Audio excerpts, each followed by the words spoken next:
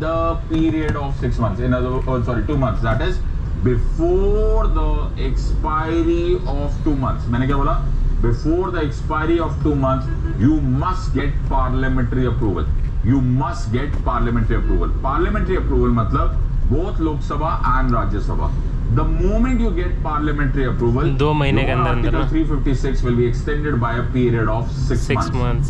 अब मेरी बात थोड़ा सा कंपेयर करो, अगर तुमने 2 महीने में अप्रूवल चाहिए होता है, लेकिन उसमें भी एग्जैक्टली ऐसा हुआ था, लेकिन उसमें कुछ थोड़ा सा डिफरेंट था। डिफरेंट क्या था कि अगर वहां पर हम एक्सटेंड कर रहे थे तो हम 6 मंथ्स के पार्ट में इनडेफिनेटली कर रहे थे। यहां हम करेंगे 6 मंथ। अबे क्या है भाई ये आदमी, मैक्सिमम 3 years. गजब हाल है। Article 356 वाला President's rule can be extended only till a maximum period of 3 years, right? जिसमें जो फर्स्ट ईयर होता है वो तो नॉर्मली हो जाता है, लेकिन जब फर्स्ट ईयर के बाद जो एडिशनल 2 years होते हैं उसमें 2 कंडीशन सेटिस्फाई करनी पड़ती है। कौन सी 2 condition? One condition here is that the election commission of India must certify, उन्होंने एक सर्टिफिकेशन देना चाहिए कि इस एरिया में फ्री एंड फेयर इलेक्शंस नहीं हो सकते। क्या नहीं हो सकते? फ्री एंड फेयर इलेक्शंस नहीं हो सकते।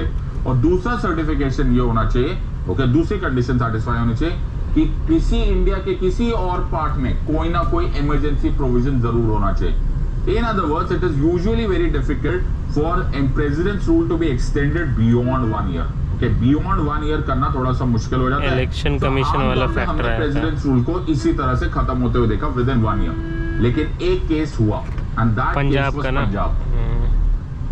In case of Punjab in 1987, okay, हमने नोटिस किया कि 3 साल खत्म होने के बाद भी पंजाब में it was not possible for us to conduct free and fair elections. In other words, 3 साल होने के बाद भी it was not possible for us to remove article 356।